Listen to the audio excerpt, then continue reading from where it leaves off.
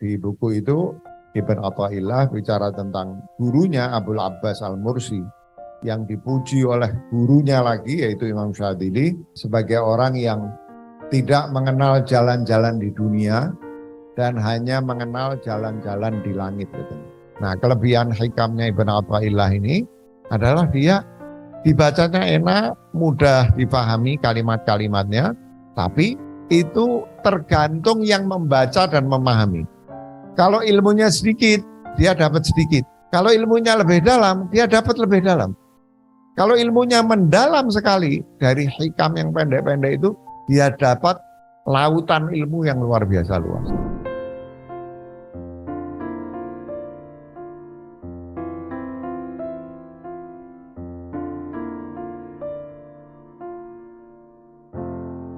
Assalamualaikum warahmatullahi wabarakatuh. Alhamdulillahirrabbilalamin. Salatu wassalamu ala ashrafil anbiya'i wal mursalin wa ala alihi wa sahbihi al-mayamin. Allahumma salli ala Muhammad wa ali Muhammad. Saya ingin memberikan sedikit pengantar. Saya sudah lama mengagumi Ibn Athaillah As-Sakandari, membaca hikam beliau ya, dan beberapa buku yang beliau tulis termasuk Lataiful Minan dan lain sebagainya. Saya sangat terkesan dengan buku Lataiful Minan karena buku itu bercerita tentang dua alim besar yang merupakan guru dan kakek gurunya Ibn Athaillah. Yang satu adalah Abul Abbas Al-Mursi, satu lagi adalah Asy-Syadzili, seorang sufi besar yang darinya lahir salah satu thariqah terbesar di dunia, yaitu thariqah Syadziliyah. Thariqah Syadziliyah ini juga salah satu thariqah yang menjadi landasan dari thariqah Alawiyah.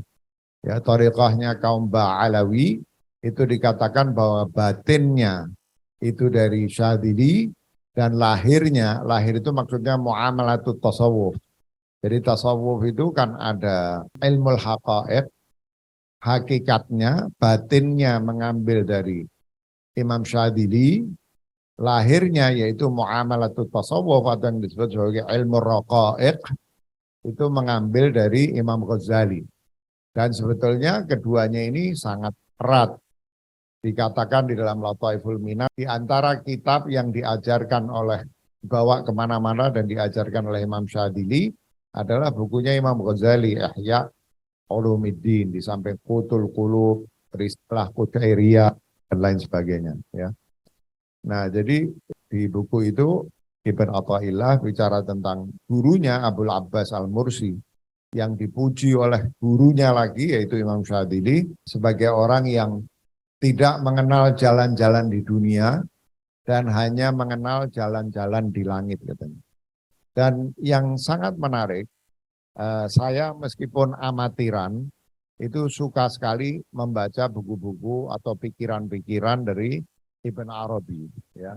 Dan dengan ilmu yang sangat terbatas, saya beranikan menulis buku Semesta Cinta, pengantar kepada pemikiran Ibn Arabi. Ya. Dan yang menarik, Ibn Athaillah ini silsilahnya itu sampai kepada Ibn Arabi yang merupakan saudara seperguruannya Ibn Mashish namanya. Ibn Mashish itu muridnya Syekh Abu Madian. Nah, Ibn Arabi juga menganggap Syekh Ibn Madian sebagai gurunya. Disebut sebagai Syekhus Syuyukh oleh Ibn Arabi. Nah, Ibn Mashish dan Ibn Arabi ini satu perguruan, sama-sama merupakan muridnya Syekh Abu Madian. Biar makin menarik lagi, saya tambahkan. Syekh Abu Madian ini adalah orang yang pernah mengirimkan, dicatat, pernah mengirimkan khirqah kepada Al-Faqih Al-Muqaddam Muhammad Ibn Ali. Muhammad Ibn Ali Al-Faqih Al-Muqaddam ini adalah disebut sebagai orang yang pertama kali melakukan upaya untuk memantapkan fondasi tasawuf di karangan Alawiyin. Dicatat Syekh Abu Madian ini pernah mengutus Dua orang, satu meninggal di tengah jalan, dilanjutkan oleh yang lain, untuk mengirimkan khirqah kepada Al-Faqih Al-Muqaddam. Jadi ada Al-Mashish, itu gurunya Imam Syadzili, kemudian memiliki murid Abul Abbas Al-Mursi, kemudian memiliki murid Ibn Athaillah Sakandari. Nah, Ibn Mashish ini adalah saudara seperguruannya Ibn Arabi, meskipun dikatakan Ibn Arabi itu katanya belum pernah bertemu langsung dengan Syekh Abu Madian. Tapi dia menganggap Syekh Abu Madian gurunya, dan Syekh Abu Madian yang sama, yang punya murid Ibn Mashish dan Ibn Arabi, mengirim khirqah kepada Al-Faqih Al-Muqaddam. Jadi kalau seperti perguruan silat, itu ada 3 saudara seperguruan tokoh besar. Satu Ibn Mashish, kedua Ibn Arabi, ketiga Al-Faqih Al-Muqaddam Muhammad bin Ali yang sekarang menurunkan yang disebut para habaib di antara lain di Indonesia ini yang berasal dari Hadramut, ya. Nah, Ibn Athaillah Sakandari ini menurut saya, sekali lagi meskipun saya belum beruntung secara khusus mempelajari pikiran beliau, BTW Al-Hikam Ibn Athaillah Sakandari ini juga dipelajari oleh kaum Ba'alawi di Hadramut. Al-Hikam dipelajari, biasanya yang dibaca itu Syarah Ibn Abbad Ar-Rundi, ya. Itu yang dipakai oleh para tokoh tasawuf di Hadramut, itu adalah Syarah Ibn Abbad. Mungkin Az-Zarruq juga dipakai karena Az-Zarruq ini tokoh yang sangat dihormati di kalangan Thariqah Alawiyah. Nah, yang menarik dari Ibn Athaillah ini menurut saya, ya, kita punya tokoh seperti Ibn Arabi. Ibn Arabi ini seorang tokoh tasawuf besar, disebut Syekhul Akbar.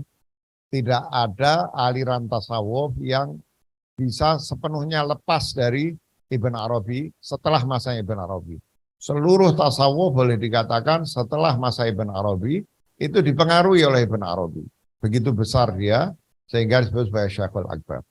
Tapi Ibn Arabi ini pikiran-pikirannya sangat berat. Bukan tidak ada suluk, ya. Ibn Arabi juga punya kumpulan doa dan lain sebagainya.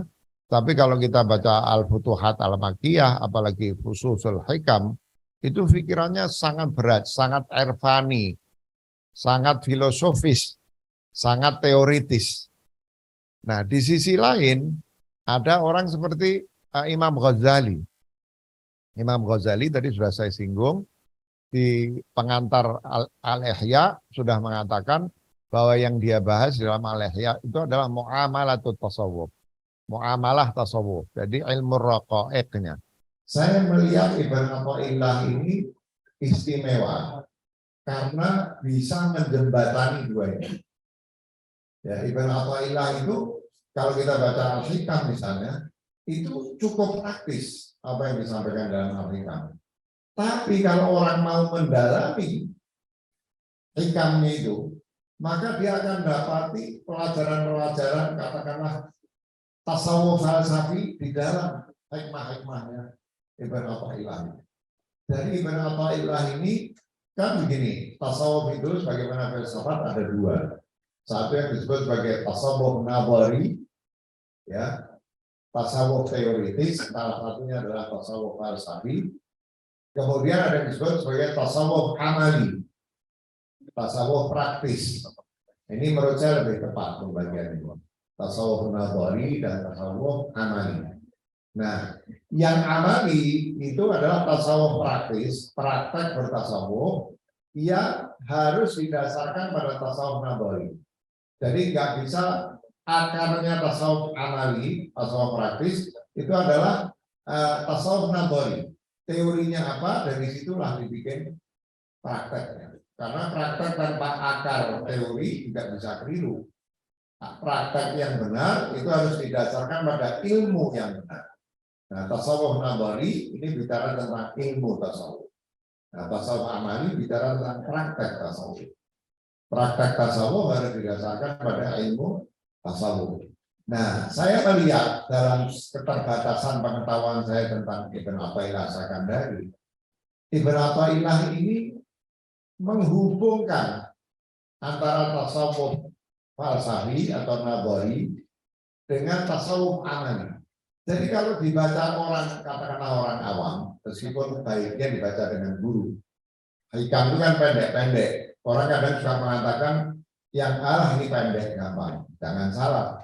Usul hikam itu cuma 1 jilid kecil. Futuhatul Makkiyah setelah diedit berapa itu? 7-8 jilid. Terus orang mengira enaknya baca usul hikam. Keliru. Usul hikam itu jauh lebih sulit dari Futuhatul Makkiyah. Futuhatul Makkiyah itu semacam tafsir dari usul hikam. Jadi kalau mau baca Ibn Arabi harus pilih di antara 2 itu, ya Futuhat dulu, lebih baik baca Muntakhab, pilihan-pilihan dari Futuhat, baru kalau sudah cukup pengetahuan atau wawasan kita tentang Futuhatul Makkiyah, baru baca usul hikam, bukan dibalik. Jadi yang pendek itu tidak berarti lebih mudah. Nah, hikam juga pendek-pendek. Ini gampang, enggak juga. Jadi saya tetap menyarankan membaca hikam seperti yang dilakukan di pesantren-pesantren NU, itu dilakukan atas bimbingan guru. Ya. Nah, kelebihan hikamnya Ibn Athaillah ini adalah dia dibacanya enak, mudah dipahami kalimat-kalimatnya, tapi seperti saya katakan, itu tergantung yang membaca dan memahami. Kalau ilmunya sedikit, dia dapat sedikit, tapi dapat. Bukan tidak dapat. Kalau ilmunya lebih dalam, dia dapat lebih dalam. Kalau ilmunya mendalam sekali, dari hikam yang pendek-pendek itu, dia dapat lautan ilmu yang luar biasa luas. Ini yang saya maksud kelebihannya Ibn Athaillah. Jadi kalau di sini tasawuf nadhari, di sini tasawuf amali, itu Ibn Athaillah ini berangkat dari sini, berujung sampai di sini. Berangkat dari tasawuf nadhari, terus sampai ke tasawuf amali. Ini kelebihannya Ibn Athaillah yang menyebabkan bukunya ini betul-betul berpengaruh di seluruh dunia. Tidak ada satu negeri muslim pun ya yang tidak dipengaruhi oleh hikamnya Ibn Athaillah, sebagaimana juga tidak ada satu negeri pun yang tidak dipengaruhi oleh Imam Ghazali. Mungkin orang bilang, oh di kalangan Syiah tidak. Oh jangan salah. Di kalangan Syiah, Ihya itu berpengaruh besar meskipun dituliskan kembali menjadi Mahajjatul Baydha. Mahajjatul Baydha itu adalah penulisan kembali Ihya.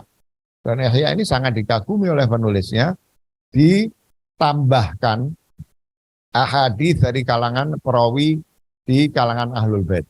Nah di sini menurut saya kelebihan Ibn Athaillah itu. Jadi pakai guru bagus. Bahkan pun kalau kita hanya mau mempelajari aspek akhlak praktisnya.